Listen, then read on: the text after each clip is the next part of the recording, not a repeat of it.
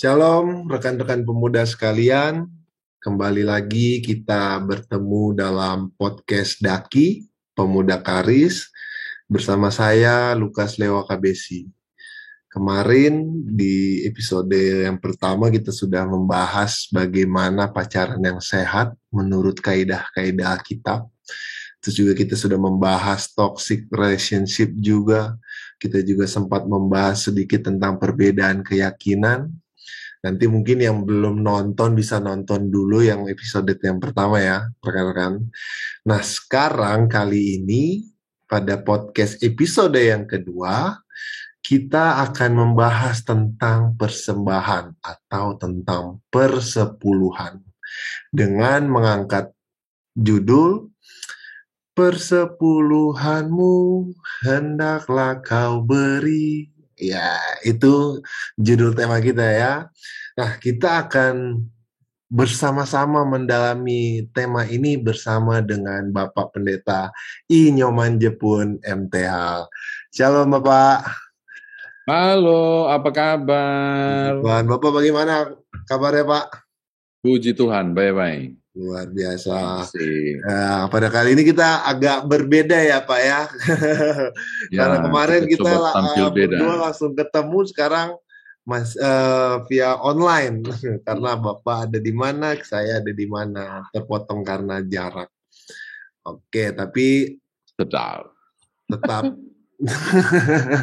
tetap kita melakukan pelayanan untuk menghibur para penonton setiap podcast Daki ya Bapak ya. Menghibur. Ya kan, siapa tahu ada yang terhibur, ada yang mendapatkan suatu pesan dari podcast ini, kan luar biasa sekali kan Pak ya. Oke Pak, kita langsung mulai aja ya Pak ya. Ya. Berbicara tentang persembahan, tentang persepuluhan. Judulnya Persepuluhanmu hendaklah kau beri. Sebelum kita jauh lebih dalam lagi Pak, saya memulai dengan pertanyaannya, apa sih makna atau arti persembahan bagi orang Kristen Bapak? Oh ya. Persembahan bagi orang Kristen, kalau saya lebih cenderung menurut Alkitab itu gimana sih? Apa sih arti dari persembahan? Kalau perhatikan fokus terutama pada perjanjian lama misalnya, kita akan menemukan beberapa hal yang menarik tentang persembahan itu. Misalnya dari bapak-bapak leluhur, sampai kemudian dari Musa sampai ke Bait Allah. Contoh misalnya di bapak-bapak leluhur itu, di zaman para leluhur itu misalnya ada Kain dan Habel. Itu kalau kita baca di Kejadian pasal 4 ayat 3 sampai 4, di Kejadian 4 sampai 3 sampai 4 itu, setelah beberapa waktu lamanya, maka Kain mempersembahkan sebagian dari hasil tanah itu kepada Tuhan, lalu juga Habel, korban persembahan dari anak sulung kambing dombanya.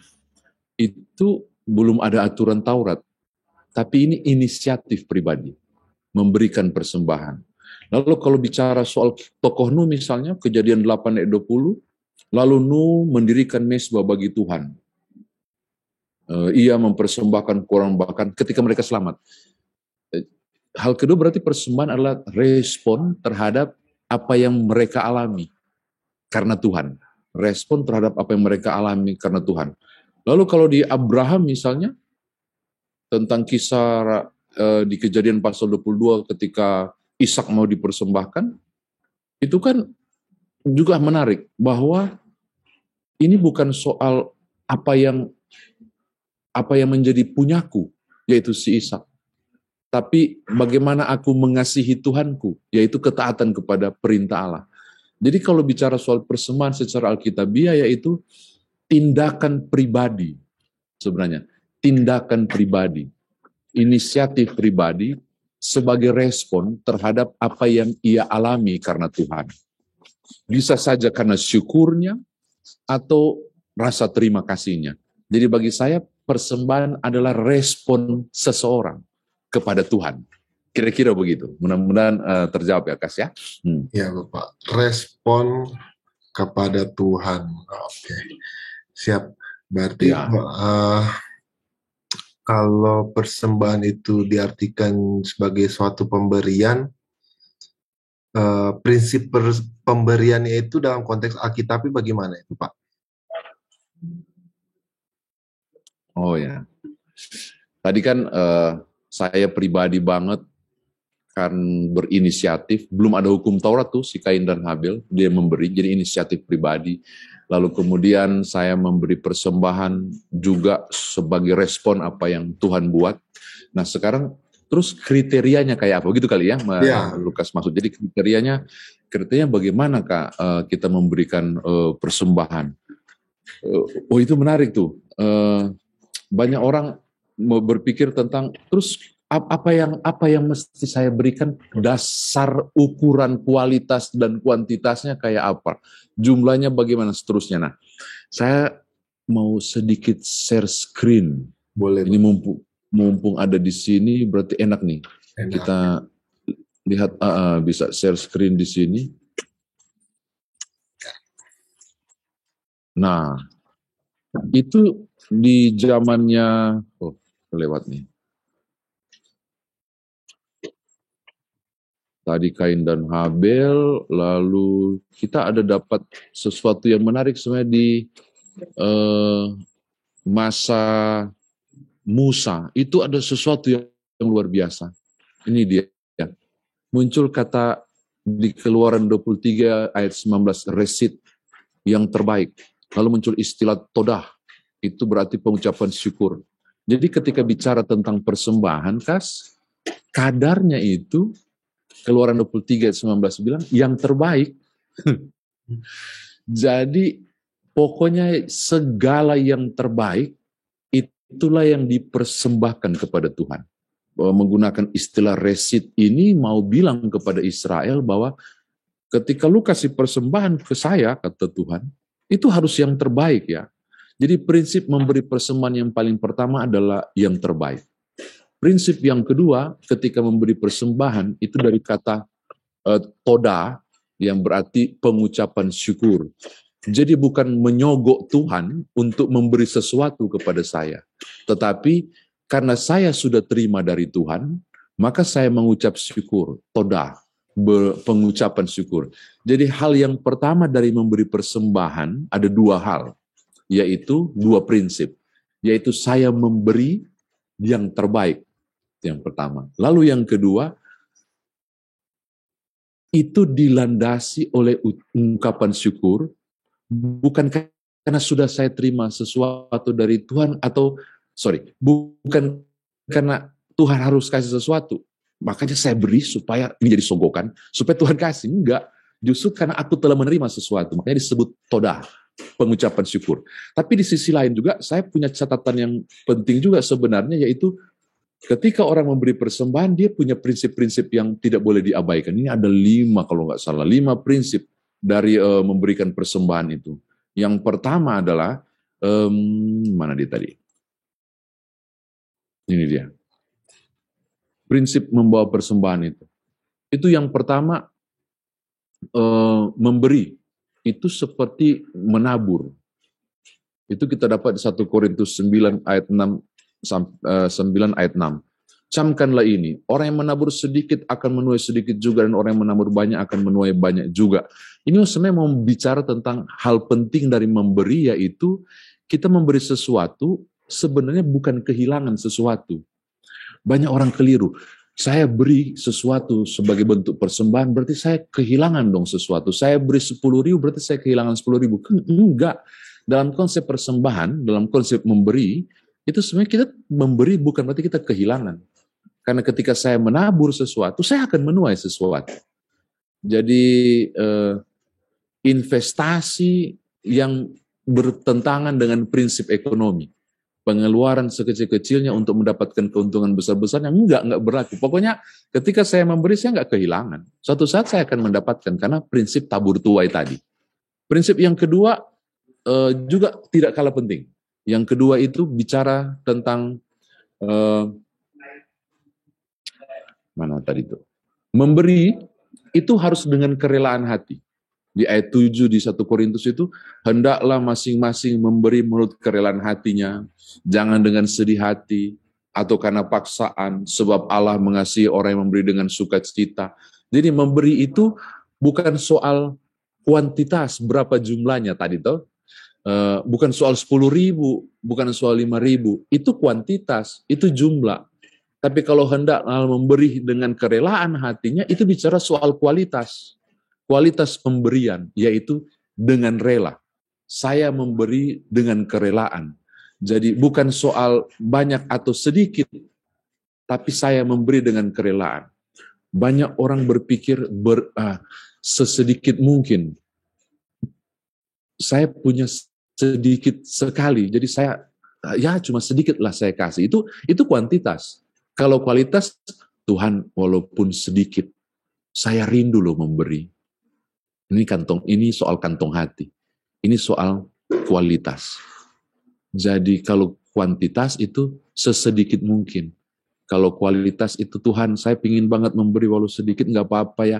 Itu kan soal kerelaan, makanya bicara soal kualitas, bukan kuantitas. Prinsip yang berikut di yang ketiga itu juga mau bilang, yang tadi itu orang yang memberi berdasarkan kuantitas atau jumlah, itu berarti berdasarkan kantong hati. Tapi kalau orang memberi berdasarkan kualitas, itu berarti kuantitas itu berarti kantong hati. Kuantitas itu kantong baju. Berdasarkan saku kita berapa ya kita berikan itu. Tapi kalau orang yang memberi dengan kualitas, itu berdasarkan kantong hati. Walaupun sedikit saya beri, Tuhan tahu saya tulus. Kira-kira begitu.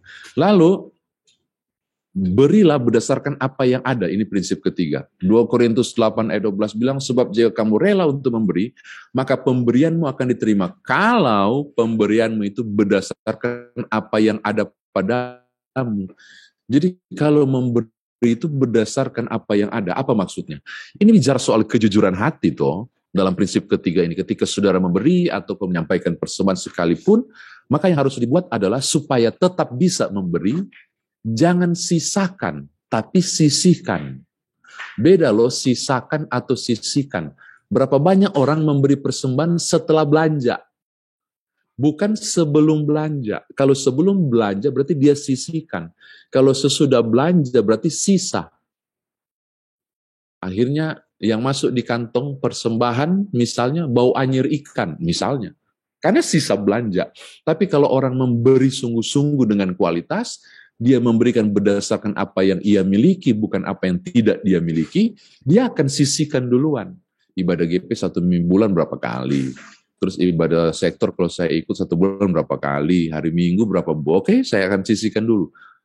Dan disiapkan di kotak kecil atau amplop kecil di rumah misalnya. Ini untuk persembahan 1 bulan yang harus saya ambil saat ibadah. Itu orang yang luar biasa. Dia menyiapkan segala sesuatu berdasarkan apa yang ada. Bukan berdasarkan apa yang tidak ada. Ini menarik. Toh? Jadi orang jangan sisakan dari faktor sisa, justru dari faktor disisihkan dulu. Keempat, memberi itu tadi dengan toda sebagai bentuk pengucapan syukur. Lalu terakhir yang kelima, memberi itu membuka tingkap berkat. Ketika orang memberi, orang akan menerima apa yang dia beri. Makanya dan Allah di 2 Korintus 9:8 itu menarik. Dan Allah sanggup melimpahkan segala kasih karunia kepadamu supaya kamu senantiasa berkecukupan dalam segala sesuatu dan malah berkelebihan di dalam pelbagai kebajikan. Ketika orang memberi, Korintus itu pelit banget. Makanya Paulus tulis surat ini untuk ingatin janji mereka. 1 tahun janji nggak digenapi untuk bantu Yerusalem. Makanya dikritik oleh Paulus di 1 Korintus pasal 9 dan dia bilang begini, kalau lu memberi Korintus, Allah sanggup kok membuka tingkap berkat untukmu. Jadi jangan pernah merasa kekurangan ketika memberi. Sebab ketika engkau memberi, Tuhan akan mengembalikan. Dan itu sederhana. Ketika saya memberi, saya tahu karena saya punya. Walaupun seharusnya jangan sampai saya beri, saya harus nuntut Tuhan balas. Enggak, karena di awal kan kita bicara soal memberi bukan berarti berharap balasan. Tapi sebaliknya aku memberi karena aku sudah merasakan pemberian Tuhan yang luar biasa. Jadi paling tidak ada 5 prinsip itu kira-kira Kas tentang prinsip memberi ini dalam hal persembahan. Oke. Ya, baik Bapak. Tadi Ini akan berakhir lebih cepat kita ya. iya, 5 prinsip tadi ya Pak, memberi persembahan dengan benih, tabur tuai ya Pak ya, Ya, Terus yang kedua betul. ada rela hati juga, lalu ada memberi dengan apa yang ada, baru juga pengucapan syukur dan tingkah berkat. Nah, ketika Bapak menjelaskan prinsip ini, terkadang mungkin setiap orang ada yang mikir kita memberikan persembahan ini apakah berkatnya itu sesuai dengan apa yang kita persembahkan, Pak? Nah, itu kadang-kadang orang tuh suka mikir kayak gitu kan, Pak. Misalnya contoh deh, saya kasih 10.000, berharapnya berkatnya, bisa aja dia berkatnya 10.000 atau enggak dia berharap lebih lagi malahan. Itu bagaimana Bapak? Manusiawi ya. Iya, Gue kan udah, manusia. kan Tuhan gue lagi berinvestasi nih. Gue Iya. kasih ke banyak orang ini untuk kemuliaan Tuhan. Kiranya Tuhan perhitungkan lah. Masa saya keluar 100.000, cuma 50.000 Tuhan balas sih. Kan, dan saya sebut itu manusiawi. Hanya menurut saya titik berangkatnya salah. Bahwa kan tadi, apakah ketika saya memberi, nilai berkatnya itu sebanding dengan apa yang saya beri? Iya. Itu kan tadi kan gitu ya. Iya. Nah kalau saya berarti titik berangkatnya yang keliru. Sebenarnya yang lebih tepat adalah pemberian saya paling tidak berbanding lurus dengan berkat yang Tuhan beri. Beda nggak? Kalau tadi ketika saya memberi, apakah nanti saya terima berkat sebanding dengan apa yang saya keluarkan? Saya sebut itu prinsip keliru. Karena prinsip yang benar mestinya pemberian saya mestinya berbanding lurus dengan berkat yang saya sudah terima. Karena bukan karena kita beri lalu Tuhan kasih, sebaliknya Tuhan sok kasih, maka saya harus beri. Aneh kalau kemudian Tuhan sudah berkati saya berlimpah-limpah, lalu saya memberi tidak sebanding dengan berkat yang Tuhan beri.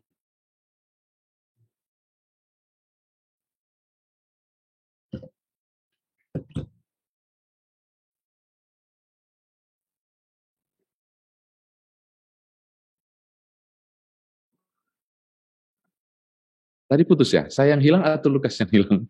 Kalau dari saya sih Bapak yang hilang. Saya nggak apa-apa.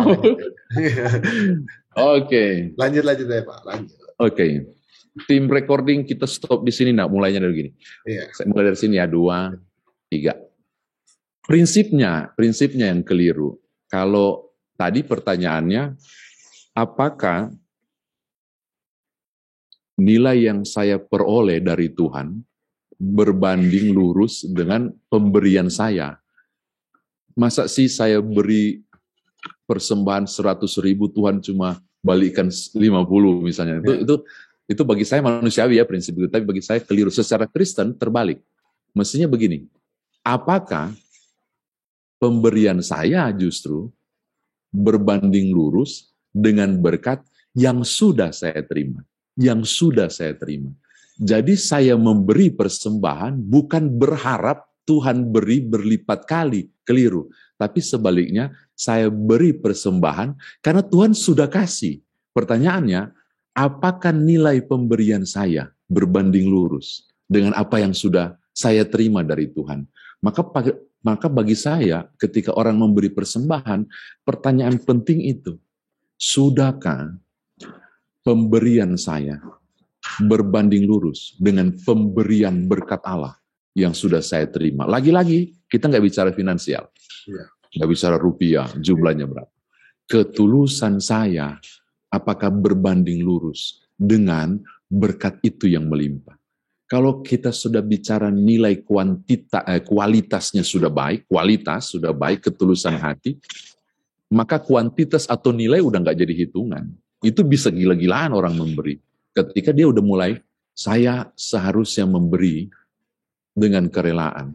Malu saya kalau apa yang saya beri tidak sebanding, paling tidak mendekati dengan berkat yang melimpah dalam hidup yang Tuhan anugerahkan. Jadi kalau saya terbalik sih, Kas, pemahamannya. Oke.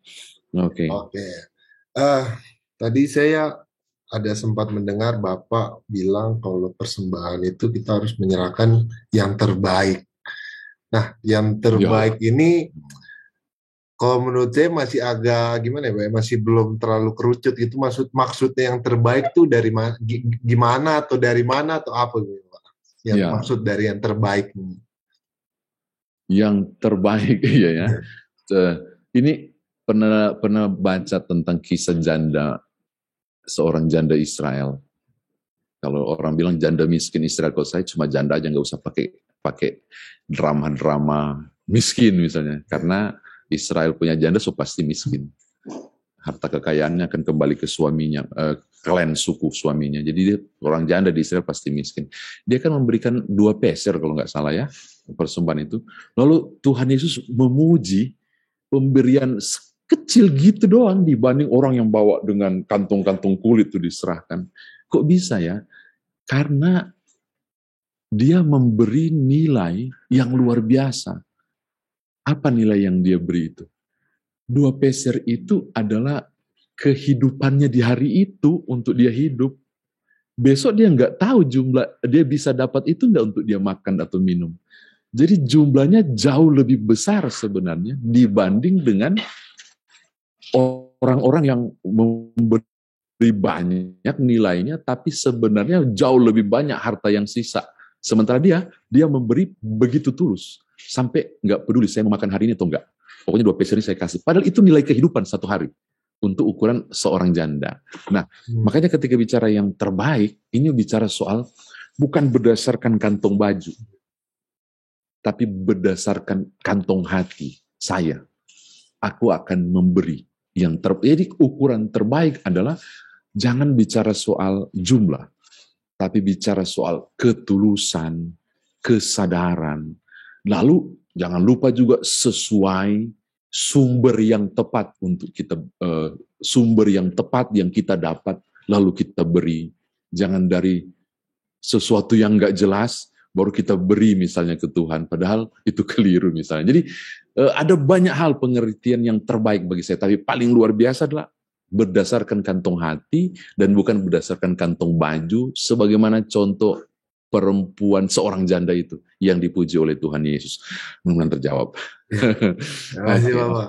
Tadi saya sempat mau bertanya soal yang apa ya, kalau misalnya kita dapat sesuatu yang tidak baik itu lalu kita persembahkan ke Tuhan, cuma tadi Bapak bilang itu kan keliru ya.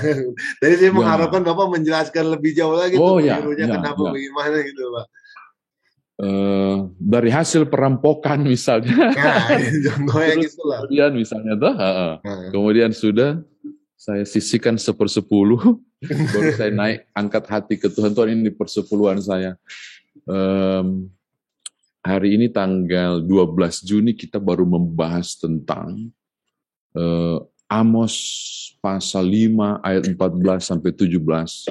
Ketika Tuhan mengkritik ibadah ritual mereka, sampai ada 3 tempat itu, ada Gilgal, ada Betel, ada Betseba. Saking getolnya mereka semangat beribadah, sampai ada 3 tempat ibadah. Tapi perilaku hidup mereka, korupsi, memutarbalikkan kebenaran keadilan, lalu mereka menindak orang miskin kesian. Makanya Tuhan begitu marah.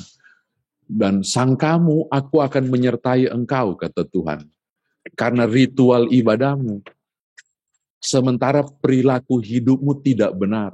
Bayangkan, di hari ibadah mereka sangat kudus, tapi hari-hari setelah itu kudis, hidup mereka tidak benar, dan mereka pikir Tuhan sertai mereka karena mereka sudah ritual ibadah baik. Tuhan bilang enggak, bukan cuma ritual ibadah, tetapi secara aktual juga ibadah itu harus jadi, yaitu perilaku hidup yang benar. Ketika mereka hidup tidak benar, mereka najis. Walaupun penyembahan mereka kepada Allah luar biasa. Dan kenajisan, kekudusan tidak mau berjumpa dengan kenajisan. Kekudusan nggak mau berjumpa dengan kenajisan. Ketika uang hasil perampokan misalnya, saya pakai untuk persembahan di tengah ritual ibadah yang kudus. Saya yakin Tuhan tidak mau menyentuh sesuatu yang najis. Kayaknya begitu deh. Tidak mungkin menyentuh sesuatu yang najis. Makanya saya setuju kalau kemudian Lukas nanya ini. Kita juga harus tahu dari mana sumbernya gitu. Nanti ada jebakan juga. Terus Memangnya kita tahu jemaat kita kasih yang dari mana? Ya, itu, makanya. Ya sudahlah. Tapi bagi saya yang paling penting adalah seharusnya si pemberi memeriksa dirinya dulu. Dalam pengertian, ini masa barang seperti ini saya serahkan ke Tuhan. Kita kan sampai pada kesadaran itu. Dan gereja yang tidak tahu menahu, kasihan terima barang itu nggak tahu ya gimana pemahamannya. Udahlah, kita anggap itu persembahan dari sisi kita. Tapi saya yakin dari sisi Tuhan enggak. Tuhan tidak memperhitungkan itu sebagai kebenaran untuk orang itu. Karena ternyata yang dia persembahkan dari hasil perbuatan jahat. Ini cuci uang namanya ya. Oke. Pokoknya buat Tuhan harus yang terbaik deh, yang terbaik. Oke. Nah, tadi saya juga sempat mendengar Bapak ada singgung tentang ibadah. Kalau misalnya kita ingat dalam Roma 12 pasal 1 ya Pak ya. 12 ayat 1. Iya, Roma 12 ayat 1 kan itu ada membicarakan tentang persembahan, lalu ada menyinggung tentang ibadah.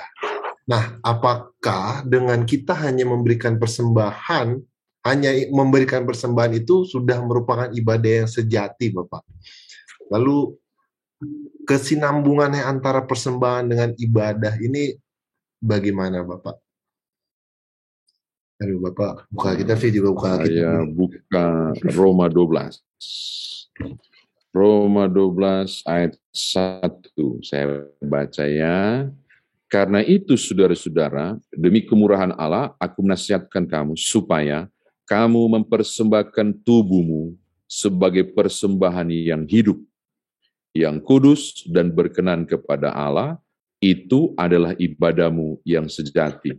Yang tulis ini Paulus seorang Yahudi sejati, dia sangat tahu, bicara soal ibadah, bicara soal persembahan. Orang Israel tidak bisa mendekati Tuhan dengan tangan hampa. Korban bakaran, pokoknya apapun itu selalu berhubungan dengan korban dan persembahan. Dalam ritus budaya keagamaan Yahudi ketika beribadah itu beridentik dengan persembahan. Entah itu korban bakaran atau korban bukan bakaran, misalnya tuayan dan sebagainya, ada hasil panen perdana misalnya, itu kan nggak dibakar, itu persembahan. Jadi bicara soal ibadah itu bicara soal persembahan, dan persembahan adalah bagian dari ibadah. Maka bagi Israel ketika mereka memberikan persembahan itu bicara soal penyembahan. Makanya ibadah itu sebenarnya penyembahan kepada Allah. Salah satu simbol penyembahan kepada Allah dilakukan lewat memberi persembahan. Nah, sekarang pertanyaannya, apa hubungannya persembahan itu dengan ibadah? Paulus bilang, persembahkanlah tubuhmu sebagai persembahan yang hidup dan yang berkenan. Jadi tubuh ini aku persembahkan kepada Allah. Nah, ini menarik nih. Jadi bentuk dari persembahan terbaik atau cara saya nyembah Tuhan yang benar adalah seluruh eksistensi hidupku kuberikan kepada Allah. Apa artinya diberikan kepada Allah? Bukan jadi pendeta full time tentunya, atau menjadi seorang pastor, bukan. Atau menjadi seorang suster, atau bekerja pelayanan totalitas dalam pelayanan dan tidak bekerja di tempat lain, bukan. Memberi tubuh kita ini sebagai persembahan yang hidup berarti bahwa seluruh kehidupan kita berada dalam kekudusan. Wah, ini nggak gampang. Berada dalam sebagai bentuk penyembahan kepada Allah. Maka aku akan atur tutur kataku. Aku akan atur cara berpikirku. Tadi pagi saya bahas tentang hebatnya Yusuf digoda oleh istri Potifar itu.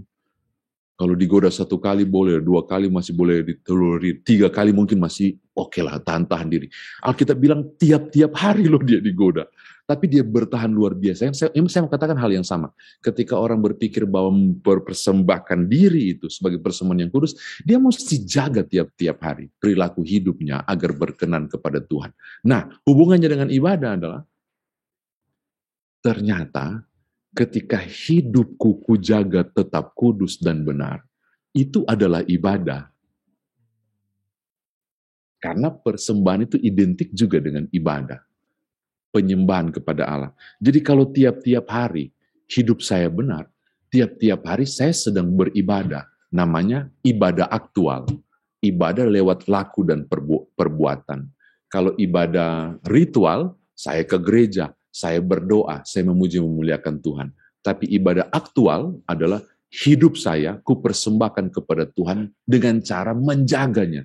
Jangan sampai saya melakukan sesuatu yang tidak berkenan kepada Allah. Ketika tiap-tiap hari perilaku hidupku benar, tiap-tiap hari saya telah melakukan ibadah yang sejati, yaitu ibadah secara aktual, ibadah yang nyata. Karena kan Tuhan tolak mereka punya persembahan, kan itu korban bakaran. Aku benci pada korban bakaran. Sebab tipu muslihat engkau buat, itu sampai ngeri banget. Engkau menindas yang miskin, engkau melakukan ketidakadilan. Oh, ternyata nggak ada guna itu ritual. Kalau perilaku hidup nggak benar, makanya perilaku hidup benar itulah ibadah yang sejati. Kira-kira begitu. Oke. Oke. Selanjutnya mungkin ada timbul pertanyaan begini, Bapak. Jika kita memberikan persembahan kepada Tuhan, apakah orang lain di sekitar kita tuh harus tahu gitu loh, kita memberikan persembahannya itu, contohnya kalau misalnya dalam nominal berapa gitu loh Pak. Kalau misalnya, sebenarnya sih saya merujuknya, ya mungkin Bapak, kan kita satu-satu sama kampung lah Pak di Sulawesi sana kan Pak. Waktu itu saya pernah berdiskusi dengan teman saya orang Sulawesi juga, dia mempermasalahkan tentang kotak persembahan. Ya, saya nggak mau lebih konteks lagi lah, maksudnya kotak persembahan mungkin Bapak udah paham lah Pak, maksudnya kotak persembahannya berbentuk kaca gitu. Lalu, Jadi kelihatan dong jumlah yang mau diserahkan ya. Itu maksudnya Bapak, apakah itu memang, maksudnya gimana ya, apakah harus ditunjukkan atau Tuhan ketika kita ditunjukkan itu, apakah Tuhan tetap maksudnya tetap dalam prinsip yang terbaik atau gimana Bapak? Kita nggak tahu ya motivasi dari kotak persembahan bentuk kaca supaya dilihat orang. Aku nggak tahu motivasinya apa maksudnya itu, supaya barangkali juga terlihat jumlahnya sudah berapa, supaya kalau masih sedikit tolong ditambah lagi. Ya, aku nggak tahu motivasinya kira-kira apa. Tapi apa yang diberikan oleh tangan kananmu mestinya tidak perlu diketahui oleh tangan kirimu. Maksudnya adalah biarlah cuma Tuhan yang tahu ketika saya mengerjakan tanggung jawab penyembahan saya kepada Tuhan melalui simbol memberi. Semestinya prinsipnya seperti itu, bahwa dalam ketulusan saya nggak peduli orang tahu atau enggak saya memberi. Tapi yang saya pedulikan adalah kiranya Tuhan tahu ketulusan hatiku memberi. Yang terjadi ketika orang mulai pamer tentang memberi, ini kan akan menjadi satu bentuk kesombongan rohani, dan lebih fatal lagi menjadi kesombongan finansial, bahwa pemberian saya lebih banyak dari pemberian dia. Dan akhirnya itu menjadi skisma atau perpecahan dalam gereja ketika orang menjadikan persembahan jadi ajang untuk memamerkan kekayaan. Ini ngeri nih kalau benar ada kotak transparan, itu sesuatu yang mengerikan.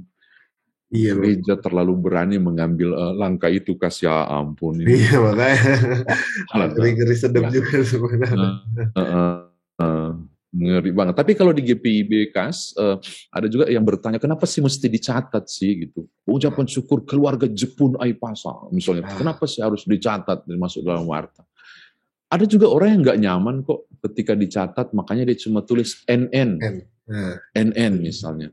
Lalu kenapa gereja mencatat? Lalu wartakan lagi. Nah ini dia. GPIB mengandung prinsip terhadap sistem keuangan itu terbuka.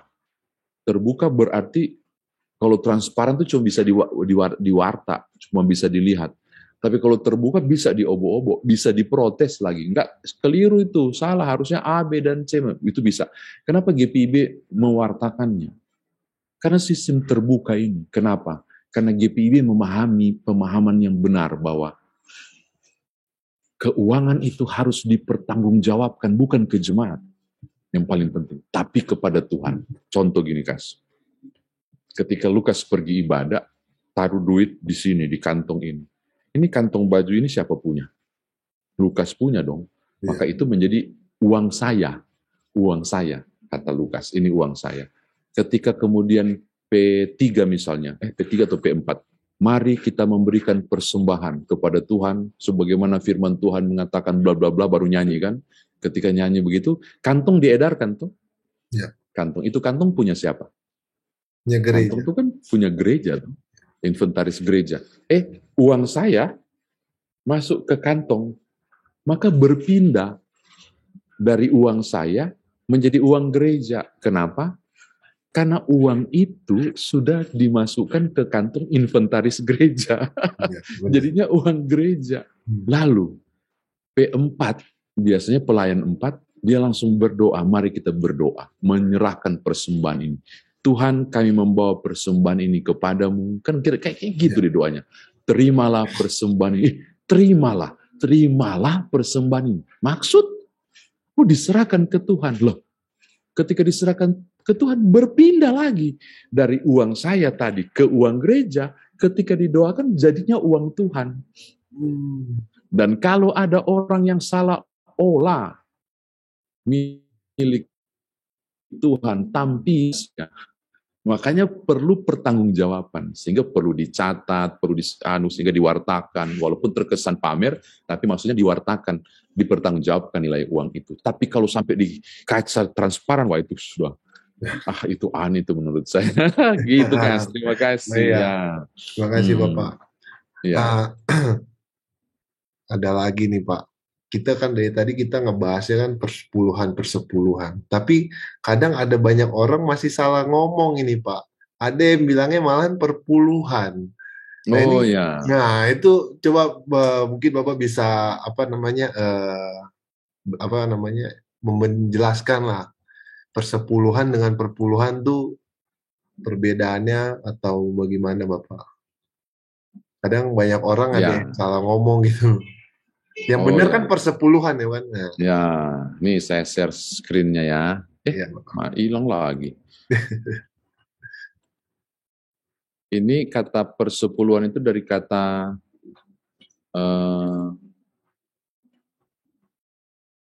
maeser. Maeser itu berarti 1/10 bagian dari. 1/10 bagian dari. Jadi makanya kalau mau disingkat, dia harus menjadi persembahan persepuluhan. Karena 1/10 dari. Dari apa? Kalau dalam perjanjian lama itu, dari hasil benih di tanah, dari buah pohon-pohon, dari lembu sapi, dari kambing domba. Itu di Imamat pasal 27 ayat 30 sampai 32. Dan itu menarik loh ketika orang mau hitung persepuluhan, misalnya dia punya domba ada ratusan, itu dia hitung satu-satu keluar kandang. Pas hitungan ke-10 itu punya Tuhan, begitu. Hitung lagi 11, 12, 13, 20. Hitungan ke-20 itu punya Tuhan. Dan ajaibnya Kas, di setiap kelipatan 10 itu pasti tambun. Gemuk-gemuk dombanya. Ya, dan itu jadi punya Tuhan. itu luar biasa. Makanya ketika bicara soal persembahan persepuluhan di dunia tradisi perjanjian lama, itu menjadi persembahan yang sengaja diperuntukkan untuk mengolah kebutuhan mekanisme, kebutuhan keuangan di bait Allah. Dari kebutuhan para kaum Lewi, atau beri peralatan-peralatan apapun di bait Allah. Juga setelah dua ini terpenuhi, ada juga untuk persepuluhan itu dipakai untuk para janda yang miskin itu tadi, atau orang-orang asing yang kalah perang, yang tidak ada penghasilan di tempat itu pembiayaan dari persepuluhan. Makanya kalau bicara soal persembahan persepuluhan, itu kegunaannya Tuhan atur. Bukan untuk orang Lewi tok, sehingga orang Lewi makin tambun perutnya, bukan. Tapi digunakan untuk berbagai tempat. Nanti kalau ada slide-nya itu dijelasin tuh semua, untuk semua kalangan persepuluhan itu. Jadi bagi saya melihat persepuluhan ternyata cara Tuhan mengatur mekanisme kebutuhan keuangan di bait Allah, tapi juga dalam rangka program menolong orang-orang yang membutuhkan. Bait Allah terlibat menopang kebutuhan orang-orang itu. Aku kasih tunjuk ya, itu bagus banget. Nah, itu mana tuh kegunaannya? Ini cara pengumpulannya. Nah, manfaatnya ini dia. Ada 3 golongan yang terima itu. Selain kaum Lewi. Yang pertama kan orang Lewi yang terima. Itu di Bilangan 18 ayat 21 kan orang nggak kerja, kasihan kan. Mereka tidak ada lahan. Jadi hidupnya mereka kayak apa? Dipelihara oleh Tuhan. Lewat apa? Persembahan persepuluhan umat. Lalu kemudian orang-orang asing.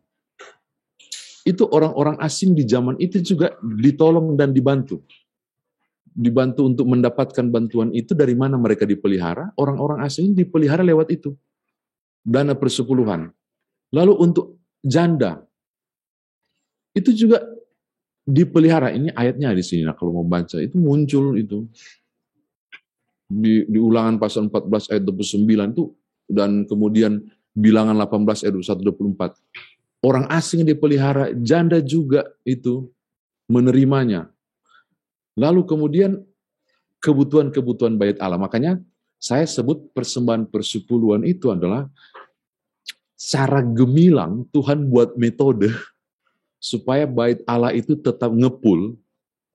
Ada di situ tetap ada kemenyan di situ untuk pakai ini, dupa-dupanya tetap ada. Itu beli dari mana? Dari uang persepuluhan. Terus orang Lewi dari uang persepuluhan. Lalu bait Allah menengok keluar. Bagaimana dengan janda yatim piatu?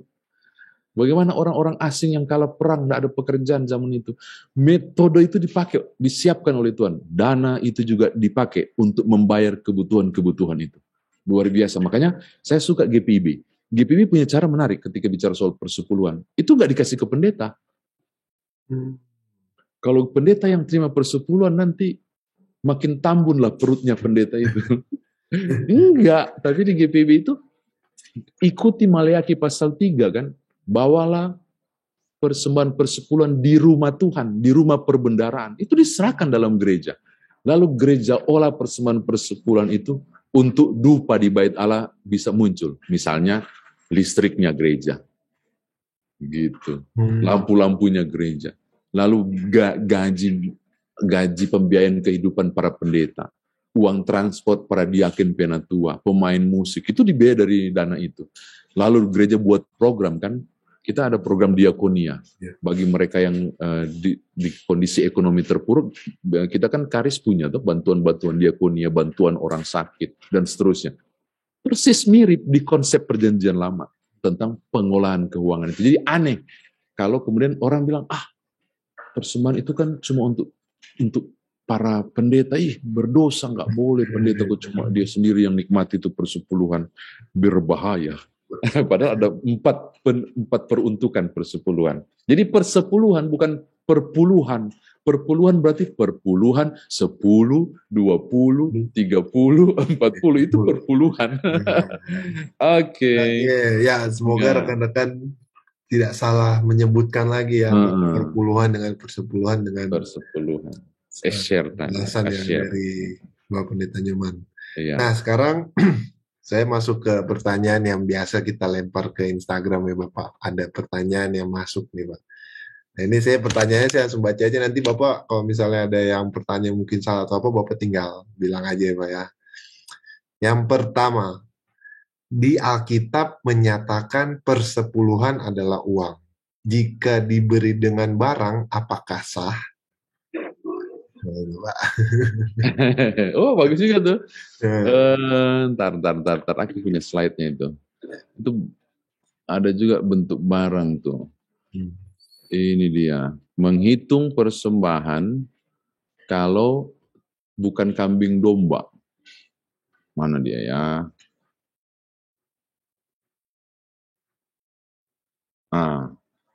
Kalau si hewan gampang, tinggal hitung satuan setiap angka 10.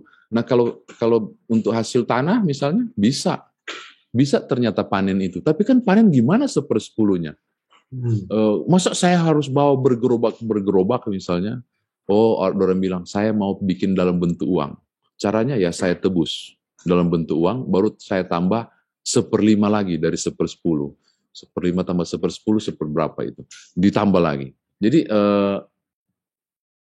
bisa barang itu bisa, tapi kemudian juga bisa kemudian dalam bentuk uang. Terus bagaimana kalau sekarang apakah saya bawa persepuluhan bisa nggak dalam bentuk barang? Bisa aja, tapi benar nggak bisa hitung? Bisa nggak hitung? Misalnya saya punya sekrup ada 5, ada 10, berarti satu sekrup saya bawa contoh gitu. Berarti contoh apa lagi ya? Saya bawa persepuluhan dalam bentuk pakaian.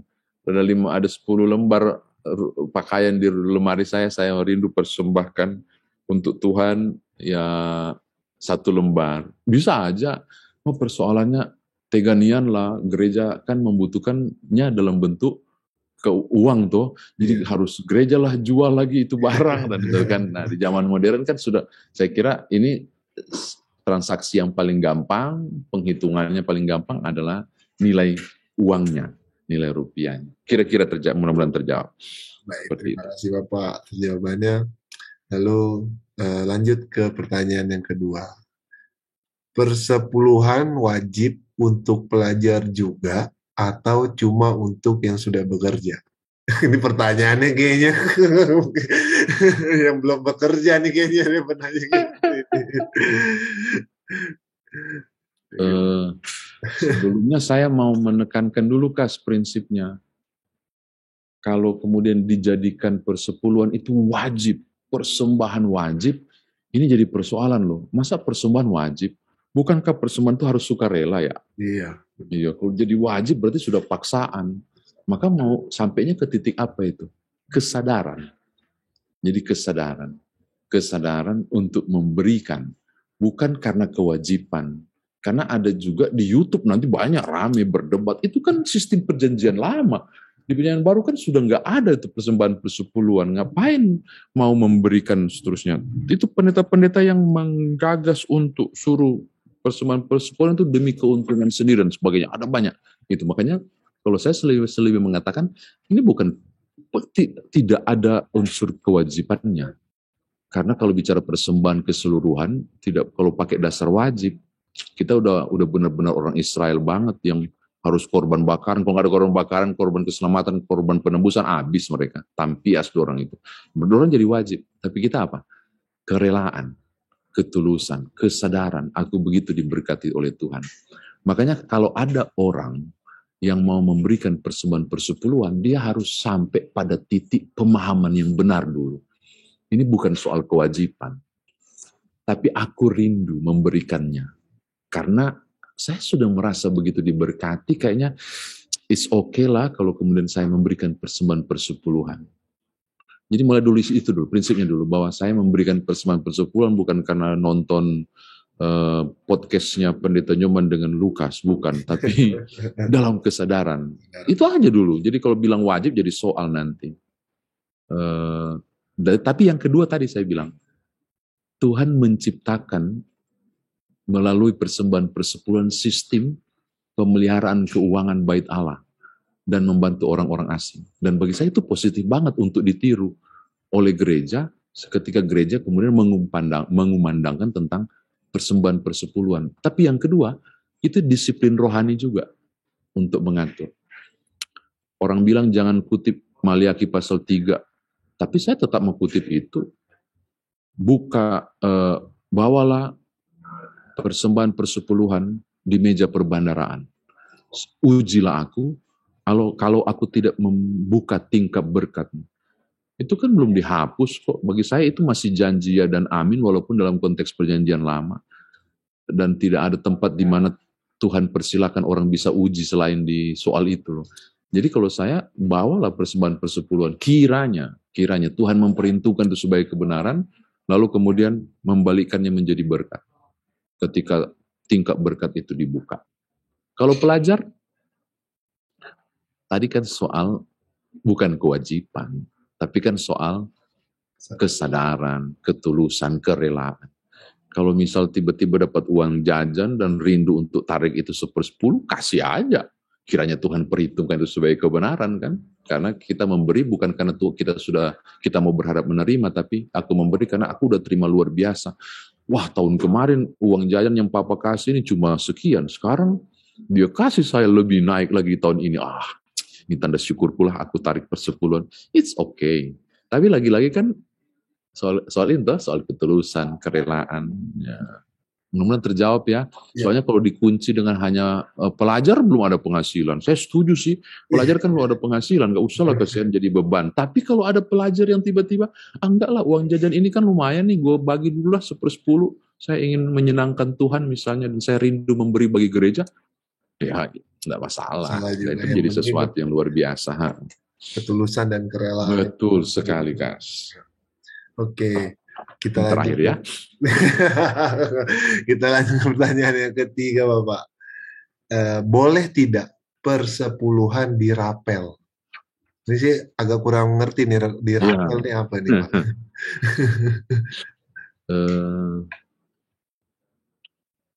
Ini di YouTube sih ya, saya padahal punya, tapi nggak apa-apa lah. Saya punya pengalaman pribadi tentang itu, Kas. Jadi sudah kan kalau kami sekeluarga itu ditampung, setiap ada sesuatu yang dapat ditarik 1/10, gaji dapat ditarik 1/10, ada orang yang memberi ke kami sekeluarga kami tarik 1/10, itu ada amplop khusus itu, satu sebulan sekali baru diserahkan ke gereja. Terus ada kondisi tertentu, misalnya kondisi tertentu, ada satu peristiwa nyata yang kami alami. Ternyata ada orang yang sangat butuh. Ada orang yang sangat butuh. Kami pingin bantu dan bingung gimana caranya. Terus ada dana kan 1/10, pakai aja itu. Itu kemudian setelah memberi kami sukacita. Setelah itu kami merasa berduka. Kenapa? Karena setiap tarik 1/10 kan kami sembahyang dulu. Tuhan, kami mau persembahkan 1/10. Berarti itu kan sudah jadi punya Tuhan ya. Terus ketika saya kasih ke orang, rasanya kok tidak nyaman. Akhirnya Tuhan boleh izin kami rapel, kami ganti nanti ya, di bulan berikut nanti dirapel sekalian. Saya nggak tahu lah, kalau saya pribadi, saya yakin Tuhan menerimanya, maksudnya secara prinsip. Tapi yang saya bilang, persepuluhan itu sangat pribadi ya, pribadi banget dengan Tuhan. Persembahan apapun itu sangat pribadi dengan Tuhan. Tinggal dikomunikasikan. Tuhan, saya mau begini soal persepuluhan. Tuhan, kayaknya dipotong persepuluhannya setelah saya bayar cicilan motor dulu, boleh nggak? Engkau tidak memberi, Tuhan tidak pernah kekurangan.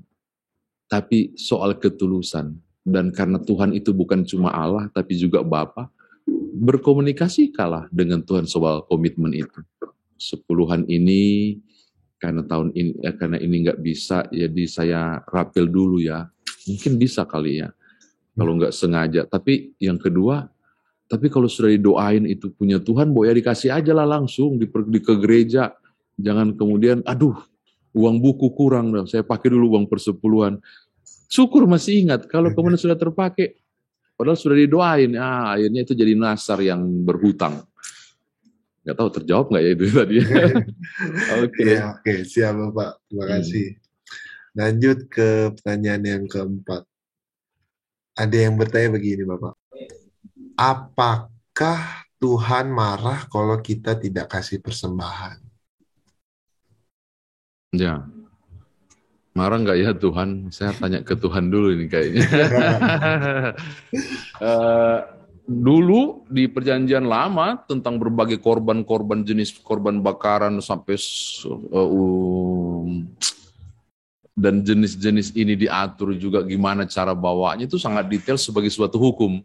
Dan ketika dilanggar itu Tuhan marah. Artinya wajib hukumnya memberi persembahan dan jenis-jenis persembahan tersebut tuh menjadi suatu kewajiban sekarang.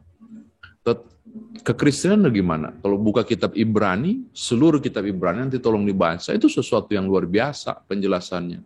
Kita sudah nggak perlu lagi tentang korban keselamatan, nggak perlu lagi korban bakaran untuk penebusan dosa, penebusan salah, nggak perlu lagi korban-korban itu. Kenapa? Karena Yesus sudah menggantikan kita dan berkorban, sehingga tidak lagi satu kewajiban dan mendatangkan hukuman. Jadi kalau ada pertanyaan, kalau saya tidak bawa persembahan masuk neraka enggak? Enggak lah. Yang menjamin keselamatan saudara bukan persembahan saudara, tapi imanmu pada Yesus Kristus. Ini sangat prinsip. Jadi kalau ada dengar orang ditakut-takuti, tidak bawa persepuluhan, lihat aja nanti. Tidak ada sorga untuknya. Walah cilaka, dia udah jadi Tuhan yang baru tuh bagi orang lain. Padahal yang menjamin sorga itu bukan persepuluhannya, bukan persembahannya, tetapi Yesus Kristus sebagai juru selamatnya. Karena persembahan adalah soal penyembahan kepada Allah. Persembahan adalah soal kerelaan. Untuk memberi persembahan adalah soal ketulusan. Dan tidak lagi satu kewajiban. Persembahan adalah tanda syukur atas kemurahan dan kebaikan dan keselamatan yang sudah diperoleh. Sesederhana itu. Jadi kalau akhirnya Tuhan marah ketika tidak bawa persembahan, persembahan bukan menjadi jaminan keselamatan. Tapi Kristus ialah jaminan keselamatan. Oke. Selesai ya? Ya. Puji Tuhan. Terakhir Bapak, satu pertanyaan. Terakhir. Sebelum Bapak menutup dengan kesimpulan ya Bapak. Pertanyaannya seperti ini. Petugas yang memberikan persembahannya setelah ibadah, apakah persembahannya itu sah? Mungkin kalau ini petugas maksudnya kayak mungkin kalau dalam konsep GPIB, majelis mungkin ya Pak. Oh ya, ada kan gini toh, dia sibuk edarkan kantong persembahan kan, dia sibuk edarin, habis itu dia serahkan ke depan, lalu kemudian pelayan 4 sudah berdoa, Tuhan kami berikan persembahan. Pas dia dulu dia ingat, ya ampun, saya belum kasih persembahan nih. Yeah. Gitu kan, ada yang gitu, ada. Kayaknya gitu kayaknya maksudnya. Akhirnya setelah ibadah selesai, supaya nggak dilihat orang, dia langsung masukin. Langsung masukin, ding. Ini sah atau tidak? Mengapa?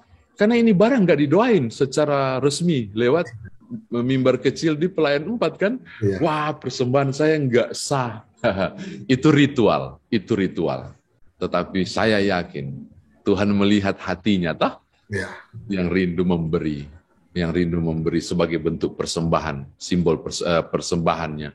Jadi kendati pun dia tidak sempat misalnya, dan karena tidak disengaja, dan akhirnya baru syukur aku ingat aku lupa bawa persembahan tadi ya, tapi Tuhan tahulah saya tidak bermaksud seperti itu, dan saya kira Tuhan tahulah saya tulus. Saya tidak bermaksud menjadi Tuhan, tapi saya kok merasa itu tidak berpengaruh kok. Karena Tuhan tahu kedalaman hati dia kan. Ketika lupa ya saya, akhirnya saya baru kasih. Kayaknya Tuhan ngerti deh. Ngerti. Memang terjawab ya. Jadi ini, kalau tadi itu ritual, itu doain dan semua itu kan ritual. Yang paling benar adalah, yang paling menyenangkan Tuhan adalah aktualnya. Yaitu perilaku hidupnya yang benar tulus menyerahkan persembahan. Oke, baik Bapak. Mungkin Bapak sekalian kesimpulan dan menutup. Closing statement aja ya. Closing statement ya. Ya, buat teman-teman dimanapun berada yang mengikuti podcast apa lagi namanya kita podcast ini? Daki. Oh ya, nah ini dia. Daki. Pemuda Karis maksudnya itu. Saya mau katakan begini, bahwa jika saudara merasa diberkati oleh Tuhan, maka motivasi saudara memberi persembahan adalah bukan membayar apa yang saudara terima dari berkat, tapi tanda syukur atas semua hal yang saya sudah terima dari Tuhan. Berilah persembahan dengan motivasi yang benar, yaitu tanda syukur atas apa yang saya terima dari Tuhan. Berilah persembahan dengan motivasi yang benar, yaitu berdasarkan kantong hati kita, tanda ketulusan dan kerelaan. Dan saya mau katakan begini, pemberian saudara menyenangkan Tuhan, tetapi juga pemberian saudara berguna untuk kesaksian dan pelayanan gereja di berbagai tempat dimanapun berada. Selamat memiliki motivasi yang tepat dalam memberi. Saya percaya di saat saudara memberi, engkau tidak pernah kehilangan atau kekurangan apapun, tapi sebaliknya akan mengalami apa yang dinyatakan oleh Paulus tadi. Apa yang saudara tabur, itu juga dia akan saudara tuai. Tuhan berkati, terima kasih. Terima kasih Bapak Pendeta Inyo. Terima kasih banyak. Semoga apa yang Bapak sharingkan tentang persembahan ini boleh menjadi berkat bagi rekan-rekan pemuda, dan baik juga mungkin bagi orang-orang Kristen yang ada di seluruh Indonesia mungkin lah. Amin. Oke Bapak, terima kasih banyak. Baik, terima kasih pemuda sekalian, demikian podcast Daki episode yang kedua. Jangan lupa tetap stay tune di YouTube GPIB Karis. Baik, terima kasih rekan-rekan pemuda sekalian. Shalom, Tuhan Yesus memberkati. Shalom, Tuhan berkati.